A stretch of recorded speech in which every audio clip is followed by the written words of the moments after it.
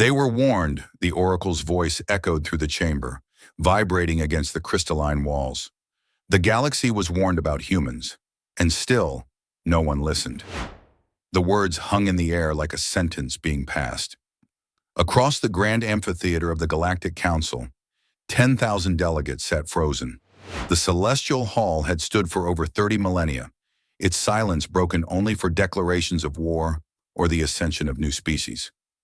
But never for prophecy, never for fear. At the center of the chamber, three towering figures shimmered into existence. The oracles of Vathran, ageless entities said to perceive the weave of time itself, moved like smoke through light. Their forms refracted reality, leaving afterimages of faces that had never lived. The air around them bent under the weight of their presence. High Chancellor Irex Talvor rose from the council dais, his robes rippling with faint bioluminescence. "Honored Vathran," he began, voice steady but taut. "It has been 37,000 years since your order last addressed this council. By what gravity do you return?" The central oracle turned, its voice neither male nor female, both whisper and thunder.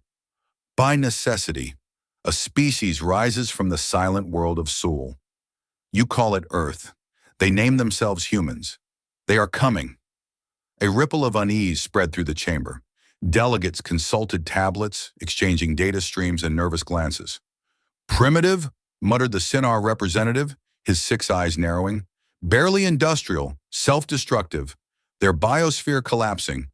Another laughed softly. "Perhaps they will destroy themselves before they reach the stars." The oracle's tone darkened. "That is what makes them dangerous." The murmurs stopped. Even the light seemed to dim. The oracle extended a hand, and the air shimmered with a projection.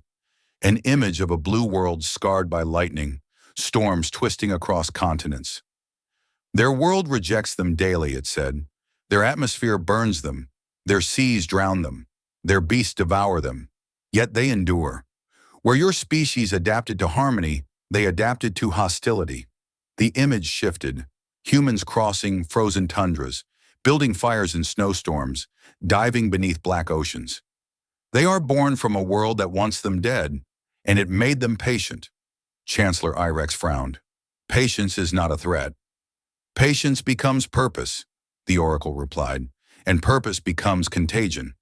It gestured again. The projection changed. Humans launching rockets, standing on their own moon, creating machines that learned, writing messages to stars they could not reach. "You will welcome them into your empire," the oracle continued, "as you have welcomed all others. You will offer them knowledge, law, and order. They will accept. Then they will begin to change you." A low hum of discomfort moved through the tiers. The Vesh, ambassador, a species known for philosophical arrogance, stood with folded wings. "You exaggerate, Oracle. No civilization alters the empire. We have endured 10,000 integrations without corruption." "You have endured," said the oracle, "because none before were human." The hall fell silent. The oracle's form brightened, flaring white-hot. "They will reshape your logic. They will question what you call absolute. They will break what you thought eternal, not through malice, but through need. To them, stagnation is death. They cannot sit still. They cannot stop asking why not." One of the junior delegates, trembling, whispered, "And if we refuse them?" "You will not," said the oracle simply. "You cannot. You are bound by your laws of welcome, and they are bound by curiosity. They will reach you, and you will open the door." The second oracle, whose form flickered like the reflection of a dying sun, finally spoke. Its voice was softer, almost mournful. "We have seen this pattern before. Stagnant empires decay from within. New blood burns them clean. They think they are being devoured, but they are being reborn." The Chancellor's composure cracked for the first time. "Are you saying they will destroy us?" The oracle's light dimmed to a deep blue. "We are saying they will transform you, and you will mistake that transformation for destruction." A murmur rose again. Fear this time, not ridicule. 1,000 species whispering at once, like wind across dry leaves. "Show us," demanded Irex, his voice rising. "Show us what they become." The oracle gestured again. The projection shifted to a time that had not yet happened. Fleets with mixed insignia, alien and human, soldiers in armor built from both steel and chitin, cities of glass and fire beneath alien suns. They will unite what your laws divided. They will fight your wars and then redefine your peace. They will not conquer the galaxy, the oracle said, but the galaxy will become theirs nonetheless. The chancellor clenched his jaw. And what would you have us do? Remember, said the oracle, record this moment. When they arrive, and they will, remember that you were warned, and know that everything we told you was an understatement. The oracles began to fade, their bodies dissolving into motes of pale light. The last words lingered in the air long after they vanished. They are inevitable. The silence that followed was total. The sound of breathing, the hum of machinery, all seemed distant. Finally, Irex lowered his head. Archive this prophecy under restricted record. Seal it in the deep vaults. Let history judge whether we were ever truly warned. The great chamber lights dimmed as the council dissolved its session. Delegates drifted from their seats, whispering to one another in hushed tones about the strange warning and the primitive world of Soul. The Vesh laughed as he passed the chancellor. Humans, he scoffed, a myth to frighten the young. Irex didn't reply. His gaze lingered on the empty platform where the oracles had stood. Outside the council dome, the stars burned quietly, indifferent, endless, waiting. And somewhere in the uncharted spiral arm of the galaxy, a small blue planet turned beneath a storm and fire, unaware that its name had just been spoken in the oldest chamber in existence. 10,000 years later, the prophecy returned, not as words but as a signal. On a quiet rotation of the galactic calendar, the long-range sensors of the Zenthari border array picked up a transmission from an unregistered system in the outer spiral arm. The message was short, unencrypted, and filled with static, but one phrase translated across every dialect. We come in peace. Within hours, the alert reached the High Council. Chancellor Irex Talvor read the decrypted report twice before daring to believe it. The coordinates matched the forgotten world of Soul. The humans had arrived. When the Galactic envoy entered Earth's system 3 months later, the humans were ready. Their ships were crude by Imperial standards. Angular hulls, exposed plating, thrusters that bled ion fire. But they moved with deliberate precision, as if every course correction had been rehearsed 1,000 times. The lead human vessel, Endeavor, transmitted a greeting in 10 languages, including one the translator identified as Ancient English. The Council's diplomatic division prepared the usual orientation package: junior membership, technology exchange, resource quotas, and the standard clause prohibiting independent weapons research. The same deal offered to every fledgling civilization. It had never been refused. The meeting took place aboard the Universal Concord, a neutral embassy ship the size of a small moon.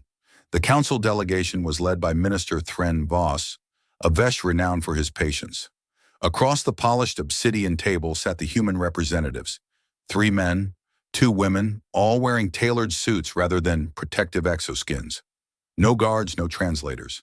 The humans had studied Galactic standard in advance. On behalf of the United Earth Government, said Secretary General Lyra Martinez, we thank the Empire for its invitation. Her voice was calm, her expression unreadable. Voss smiled politely, activating the holographic treaty. We are pleased to welcome your species. The Empire offers peace, prosperity, and shared progress. You will find this agreement both fair and beneficial. Martinez leaned forward, scanning the document. Her fingers flicked through pages faster than Voss could follow. Clause 34, she said, technology licensing. It states that junior members are prohibited from developing energy drive modifications independently. A standard safeguard, Voss replied, to prevent accidents. And Clause 48, Martinez continued, states that new colonies must be approved by the Sector Council, meaning we require permission to expand? Naturally, unregulated growth destabilizes sectors.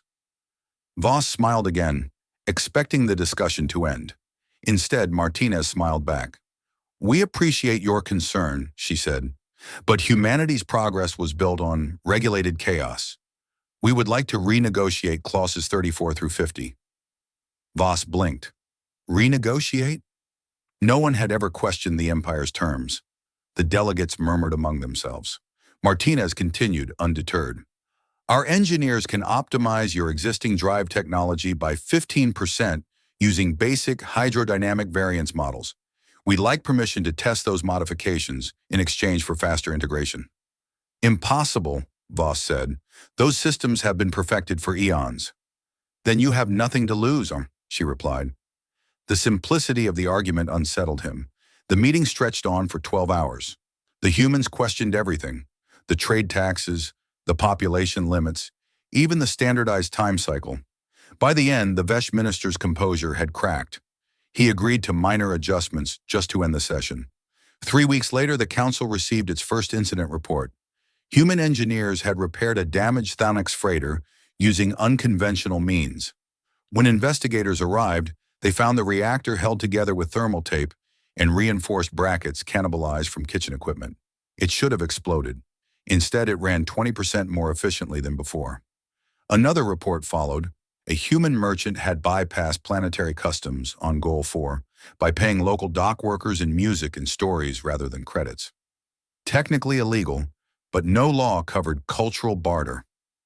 Within months, human trade routes threaded through sectors previously avoided for inefficiency.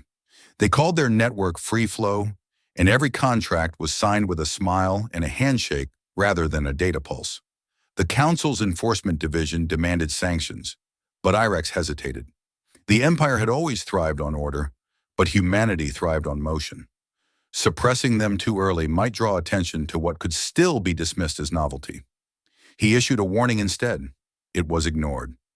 A year after integration, human scientists presented their first independent research proposal, adaptive energy reclamation through randomized feedback loops. The Council dismissed it as nonsense. The next month, a joint human thanks team used the same principle to stabilize a failing star core. The Empire's physicists had tried and failed for centuries. We didn't discover a new law, Dr. Milo Chen explained to reporters.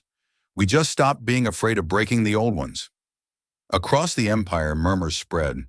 Who were these beings who treated impossibility like inconvenience? Who looked at disaster and saw opportunity? Alien academies began studying their methods. Entire disciplines emerged. Human problem theory, chaos-optimized design. What had begun as curiosity was becoming influence. By the 10th year, even imperial officers were adopting human customs. Coffee became the official stimulant of the Exploration Corps. Casual debate replaced ritualized reporting. The word improvise entered the Galactic lexicon. Some celebrated the cultural fusion. Others whispered that the humans were reshaping the Empire in subtle ways, like vines growing through ancient stone. Chancellor Irex watched it all with growing unease. He remembered the prophecy buried in the vaults. He reread the transcript more than once. They will adapt their environment to themselves. It sounded poetic then. Now it felt like diagnosis. He summoned his advisors. We may be witnessing a soft incursion, he said. Not invasion, but influence. Monitor them closely. With respect, Chancellor, one aide replied. Their innovations are harmless, even beneficial. So is oxygen, Irex murmured, until it feeds a fire. But by the time the first containment policies were drafted, it was already too late. Human cultural nodes existed on over 200 worlds.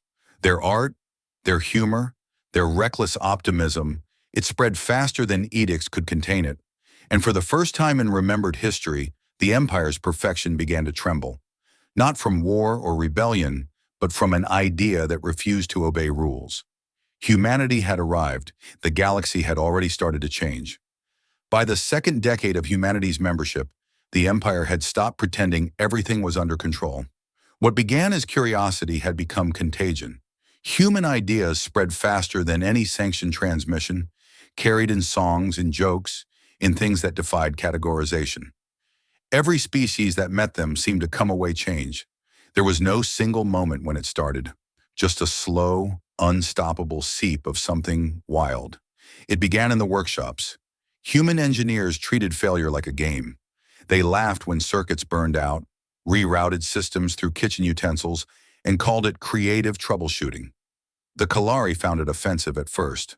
A system should function as designed, their manuals declared. Then one Kalari apprentice spent a week working beside a human named Beck. By the end of it, he had created a propulsion model that broke 5 safety regulations and produced twice the thrust. The report filed to the council described the result as statistically impossible. The apprentice simply called it fun. From the workshops, it spread to the markets. Human traders moved through alien bazaars with a kind of fearless charm. They argued, bargained, and told stories that made even the cynical laugh. One merchant famously convinced a reptilian cartel to sell him rare crystals in exchange for a live concert.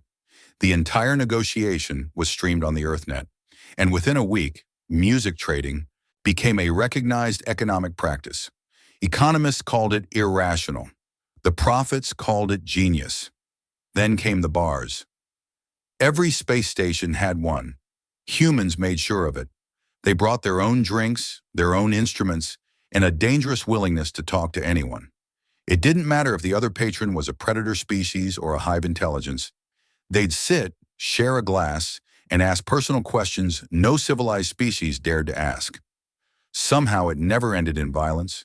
It ended in friendship. Soon alien officers were using human slang, and laughter, once rare in imperial corridors, became common background noise. The Empire had always prized formality. Humanity replaced it with warmth. Admiral Saron Kyle, one of the Empire's most decorated tacticians, recorded his first encounter with human informality. He entered a briefing room expecting disciplined silence. Instead, he found a human captain teaching thanks soldiers a card game. "We call it poker," the captain said. "It teaches strategy." Kyle tried a round, lost badly, and left muttering that humans were dangerously unpredictable. The next day, he ordered his staff to learn the game. "To understand the enemy," he said, though no one believed that was the reason. The cultural shift accelerated when the EarthNet expanded beyond human control. Originally designed as a simple data exchange, it evolved into a shared neural entertainment grid. It streamed human music, human stories, and, most unsettlingly, human failures. Entire worlds watched clips of humans falling, crashing, and laughing about it afterward. On planets where perfection was law, this was incomprehensible. Yet people watched anyway. They said it made them feel alive. The council tried to regulate the network. By the time they drafted legislation, 50 billion non-humans were already subscribed. Chancellor Irex convened an emergency assembly. The chamber, once reserved for war declarations, now echoed with political panic. "Human influence grows unchecked," one delegate shouted. "Their customs erode our traditions." Another countered, "Their innovations have increased sector productivity by 20%. Irex listened in silence. When the noise subsided, he said only, "It is not innovation that concerns me. It is momentum." Momentum became the word of the age. Everything humans touched accelerated. Science advanced, trade expanded, art flourished, but so did instability. Rigid guilds began splintering into independent circles. The Madari Collective, a species known for consensus decision-making, adopted something called brainstorm sessions. Their productivity doubled, but so did internal dissent. The Empire was changing, and it no longer cared to ask permission. Not everyone welcomed the transformation. The High Academy of Logic issued a public paper titled The Human Problem, Order versus Emotion. It accused humanity of infecting rational civilizations with impulsive behavior. The response came not from politicians, but from a human schoolteacher on Tau Primus. She posted a simple message to the EarthNet: "Emotion is logic under pressure." The phrase went viral. The Academy shut down its network page the next day. Even the military began to shift. Human soldiers ignored decades of ceremonial posture training. They moved casually, joked during drills, and still outperformed their alien counterparts in simulations. A thanks instructor once reprimanded a human recruit for unorthodox tactics. The recruit shrugged. "The rules make sense until the fight starts." That recording spread through the fleet faster than any propaganda. Commanders hated it. Soldiers memorized it. The Council's frustration reached breaking point when a group of human scientists invited alien students to Earth for an open research competition. There were no ranks, no restrictions, and no supervision. Within a month, participants had developed microgravity farms that outperformed imperial models by 40%. When officials demanded the data for regulation, the humans released it freely to the network. Knowledge isn't property, they said. It was heresy and liberation. Chancellor Irex received a classified intelligence report soon after. It detailed the emergence of hybrid colonies where humans and aliens cohabited without imperial oversight. The largest was on a moon in the Quran Belt. Its banner bore the Empire's insignia intertwined with Earth's. The colony called itself Unity. Their charter read, "We do not follow the old laws. We build new ones as we go." Irex closed the file slowly. The oracle's words returned unbidden. "They will change you, and you will mistake it for destruction." In private, he confided to Admiral Kyle. "We should have listened," he said. Kyle nodded grimly. "We are listening now. The question is whether we can still stop them." But stopping humanity was like trying to cage wind. They weren't spreading through conquest or decree. They were spreading through connection. Every friendship, every idea, every reckless experiment carried their fingerprints. They didn't ask for permission to change the galaxy. They simply invited everyone to join them. And one by one, the galaxy said yes. By the 25th year of integration, human culture wasn't a novelty. It was the pulse of civilization. The Council's edicts still carried weight, but fewer worlds were listening. People no longer waited for permission to explore, to question, to dream. The old bureaucracies complained that humans had undermined centuries of careful balance. The new generation called it freedom. The High Council tried one final strategy: containment through promotion. Humans were granted limited authority over their own sector in hopes they'd stay confined. Instead, it became a beacon. Every species that felt stifled petitioned to live under human administration. The sector thrived. Crime dropped. Productivity soared. The Council's model worlds began to look outdated beside Earth's chaotic prosperity. And still, the oracles did not return. Perhaps they didn't need to. Their warning was unfolding exactly as predicted. Humanity wasn't destroying the Empire. It was rewriting it. One laugh, one experiment, one impossible dream at a time. The contagion was complete, and the galaxy hadn't even realized it was infected. The warning came without prelude. One moment, the Empire basked in the illusion of stability. The next, the border sectors were on fire. It began in the Valen Expanse, a cluster of outlying colonies rich in fuel crystals. Long-range sensors detected distortions too rhythmic to be natural. When the distortions resolved, 40 capital ships of the Cath Dominion emerged from hyperspace. Their arrival shattered a century of uneasy peace. The Dominion ships were sleek, silent predators, black holes that absorbed light and returned only the shimmer of death. Their weapons released pulses that cut through shields like blades through mist. The first 3 fleets sent to intercept them vanished within hours. By the time the Council convened, entire systems had gone dark. Chancellor Irex watched live telemetry as the defense grid failed. "How is this possible?" he demanded. "Our shields are calibrated to withstand any known frequency." The science minister's voice shook. "These aren't known frequencies, Chancellor. The Dominion found a way to collapse energy harmonics from the inside out. Every system we standardized is vulnerable." The realization struck like a hammer. The Empire's greatest strength, its perfect uniformity, was its weakness. Each ship, each base, every defense array ran on the same core code. One exploit infected all. The Council reacted with predictably bureaucratic speed. Declarations were issued, commands relayed, and new committees formed to discuss countermeasures. But while the politicians argued, the front collapsed. Worlds that had not seen violence in 10,000 years burned under Dominion bombardment. Civilian channels filled with desperate broadcasts, pleas for help, unanswered cries, static. The old Empire had no answer. The perfect order they'd built had calcified into paralysis. Only one fleet responded differently. The 7th Exploration Corps, a unit half filled with human officers, received the same retreat orders as everyone else. Their commander, Captain Alara Vance of the Resolute Dawn, ignored them. Her ship was small, a survey vessel refitted for long-range research. It had no heavy weapons, no advanced shielding. What it had was a crew unwilling to surrender. "The Dominion expects us to run," she said to her bridge crew. "So we don't." Her first officer, a thanks veteran named Raltor, stared at her as if she'd lost her mind. "Captain, our energy weapons will be neutralized. We won't even scratch their hulls." Vance smiled faintly. "Then we'll stop using energy weapons." She opened the ship's maintenance logs, scanning through the system diagrams until she found what she wanted: the asteroid recycling array used for research samples. "Load the recycler with metallic debris," she ordered. "Magnetize it, then accelerate to .2 light speed and fire." When the Resolute Dawn dropped out of warp, 3 Dominion cruisers were scouring the ruins of a colonial outpost.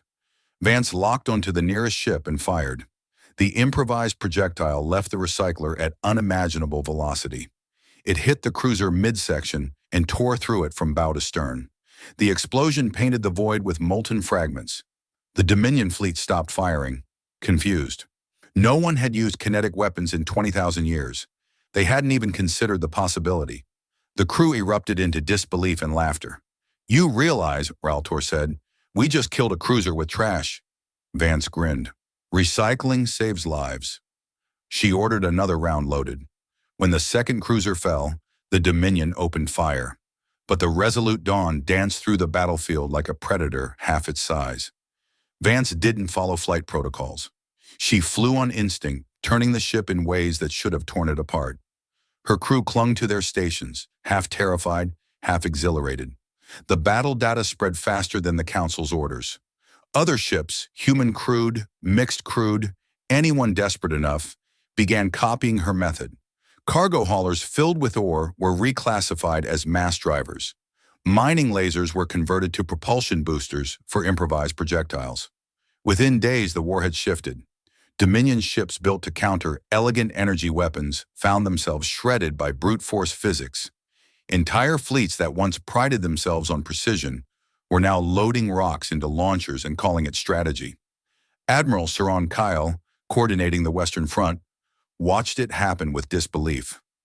"They're fighting like animals," one of his aides said. "No discipline, no structure." Kyle shook his head slowly. "No, they're fighting like humans, and it's working."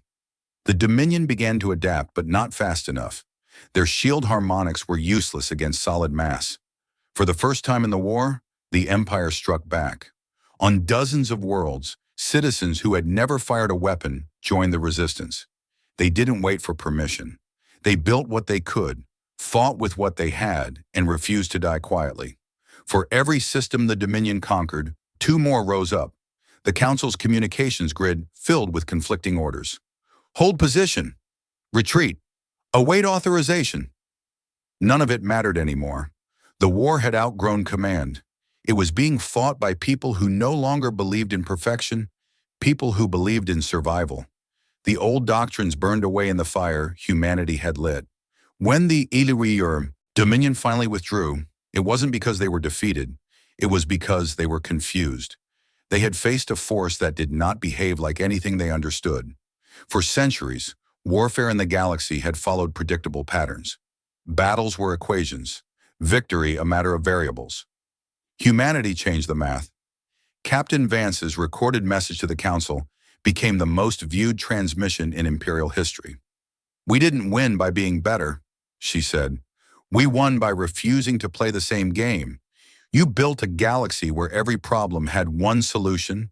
We came from a world where problems tried to kill us every day. So we learned to improvise." The final line was etched into the foundation of the rebuilt Council Hall. "Perfection is brittle. Persistence is invincible." In the aftermath, analysts tried to make sense of what had happened. They called it the Catalyst War, a conflict that began as disaster and ended as transformation. The Empire's oldest doctrines lay in ruins, replaced by a philosophy that no one had planned, but everyone had felt. The Thanax Admiralty began teaching adaptive response in its academies. The Kalari introduced controlled chaos theory into their engineering curricula, and the word human entered the lexicon as both noun and verb. To humanize something meant to make it flexible, unpredictable, alive.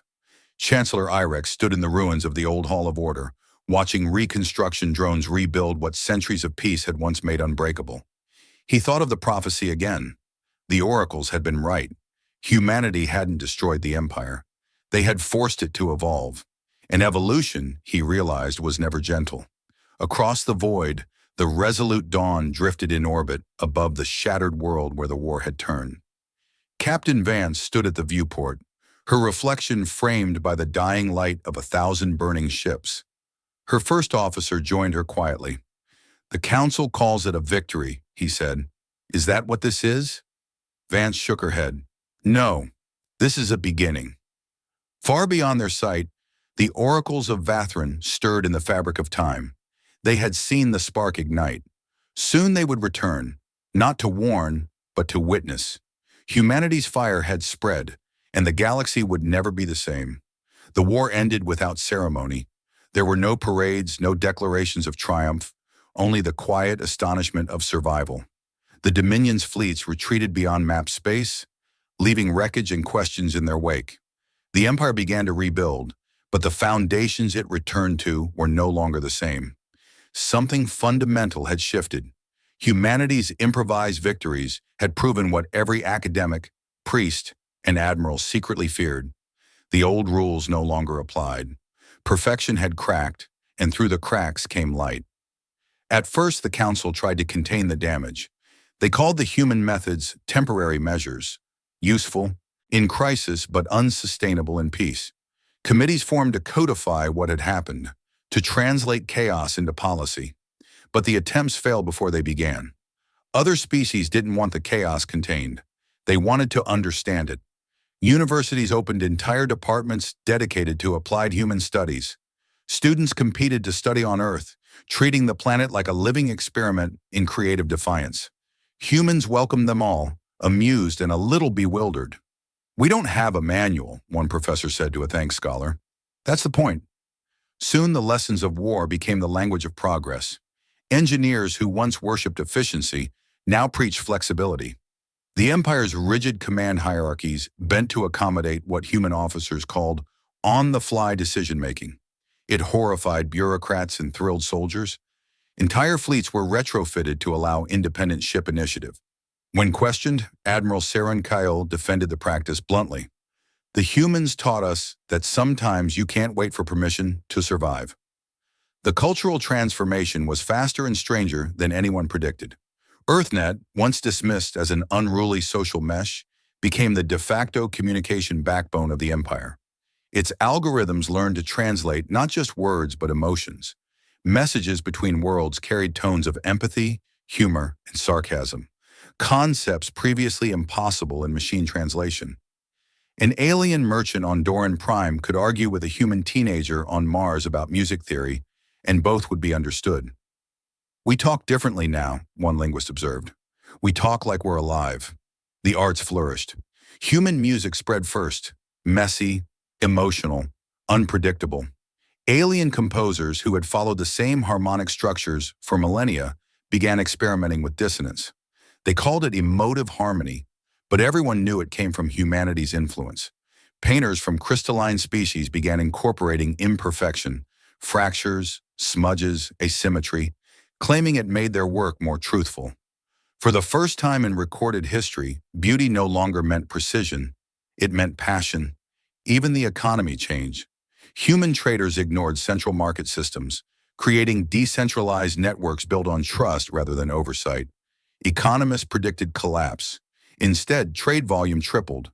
The system was messy, unpredictable, and somehow unstoppable. The Empire's most famous financial analyst, a Quellan named Voratel, summarized the phenomenon with reluctant admiration. They turned chaos into currency. The political consequences were harder to ignore. Entire sectors began requesting partial autonomy under human guidance. They claimed the old bureaucracy was too slow to handle the new world. "We aren't rebelling," said the governor of the Corn Belt.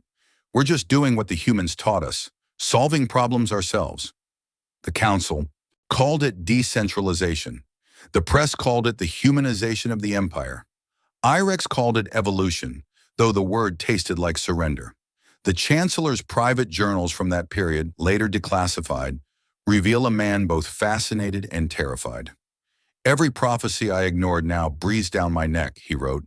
"The oracles said they would not conquer us, and they were right. They infected us. They remade our fear into fuel.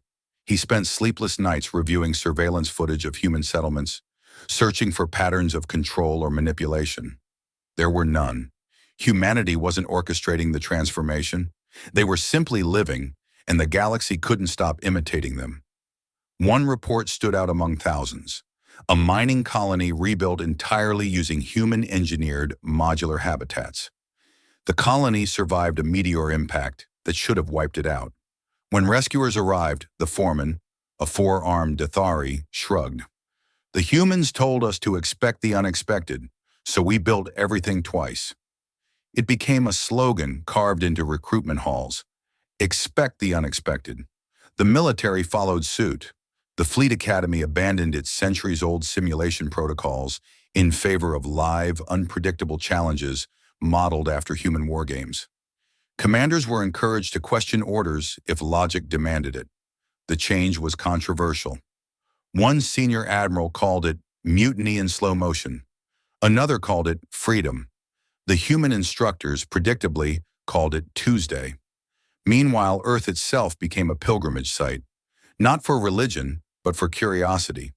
Pilgrims walked the ruins of ancient cities, marveling at how a species that had nearly destroyed itself could rise to reshape an empire. They visited museums dedicated not to victories, but to mistakes. Wars, extinctions, disasters, each displayed with the same reverence others gave to monuments. We remember our failures, a guide explained, because they remind us that progress is never finished. The visitors left changed. The first true human alien city rose on the edge of the Orion Rift. Named Horizon, it became a symbol of everything the Empire feared and desired.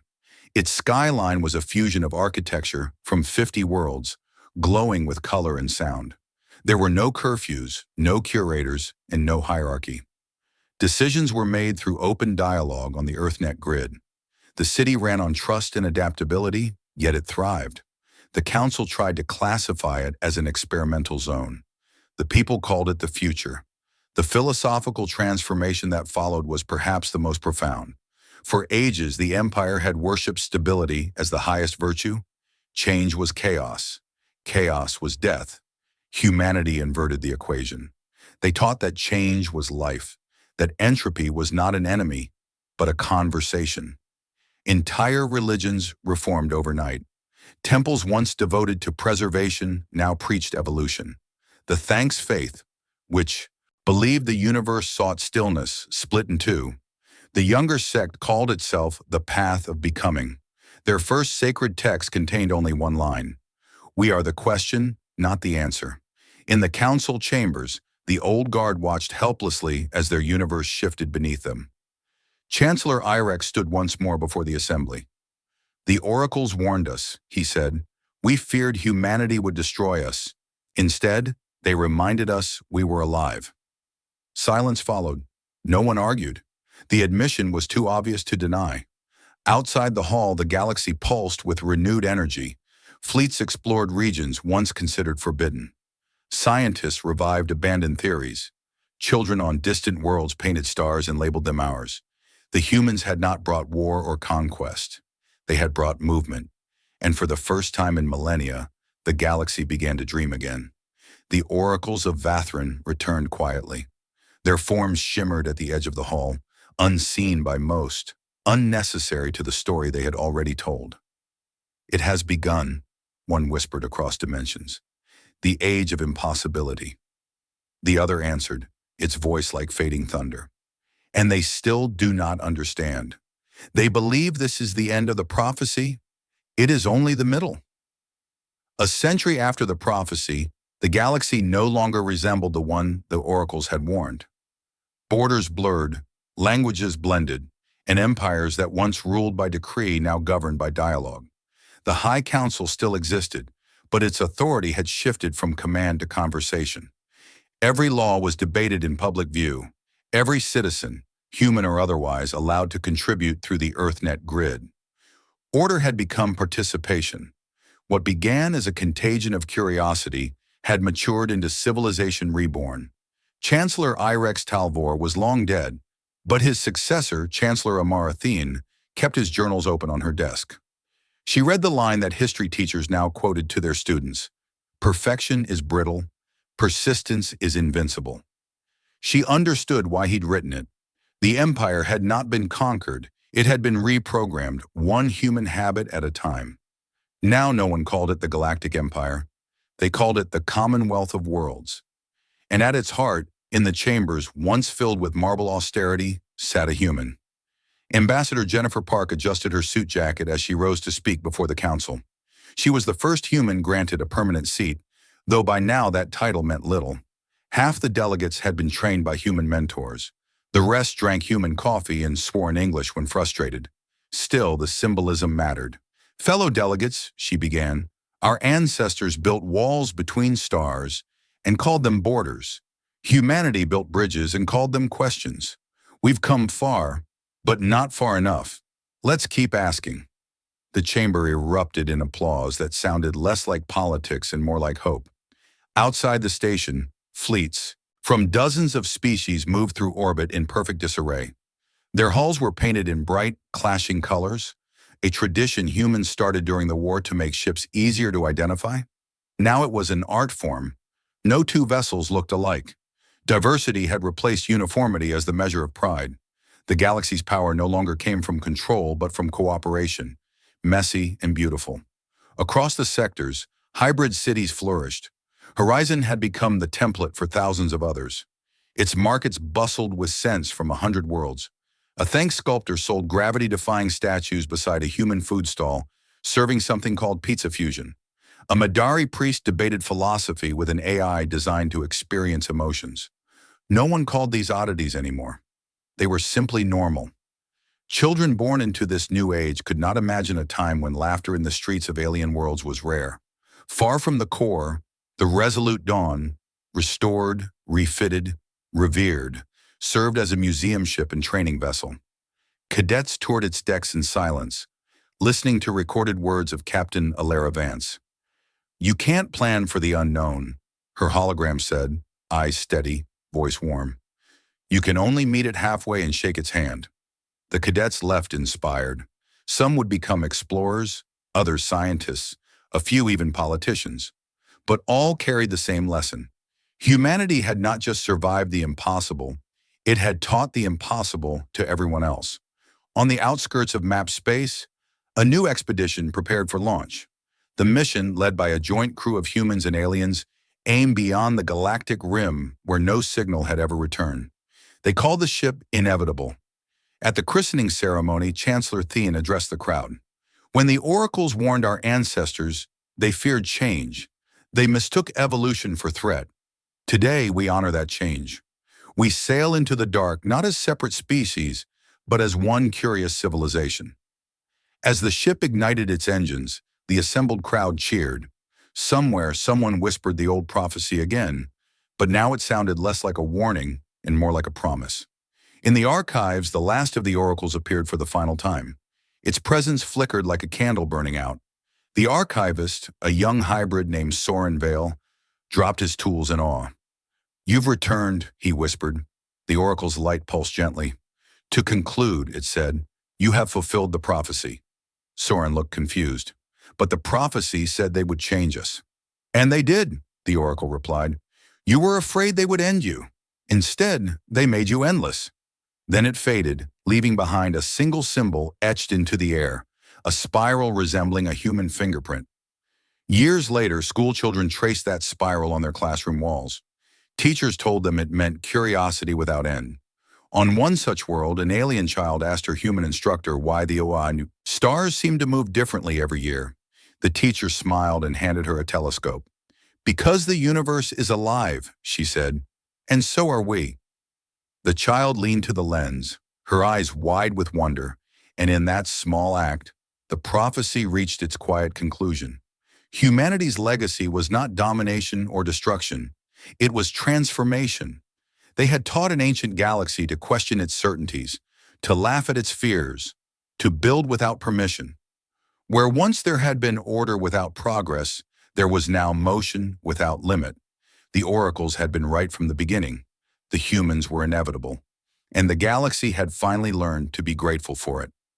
Across the Commonwealth, celebrations marked the centennial of first contact. Holograms of blue-green earth shimmered above every city. Speeches were given, songs performed, and in every language, one phrase echoed again and again. We were warned, and we are thankful. For a civilization that had forgotten how to dream, humanity had become both mirror and map. The stars no longer felt distant. They felt reachable. As the day ended, Ambassador Park stood at her window overlooking the galactic horizon, the light of a million worlds reflected in her eyes. "We made it," she whispered. A communication drone blinked nearby, awaiting her next transmission. She turned toward it, smiled, and spoke the same words her ancestors once used to begin everything that mattered. "To everyone watching, thank you for coming this far with us. Subscribe and don't miss our next story, The Children of Horizon. Trust me, you'll feel it. And tell me in the comments, what injustice should we tackle next?"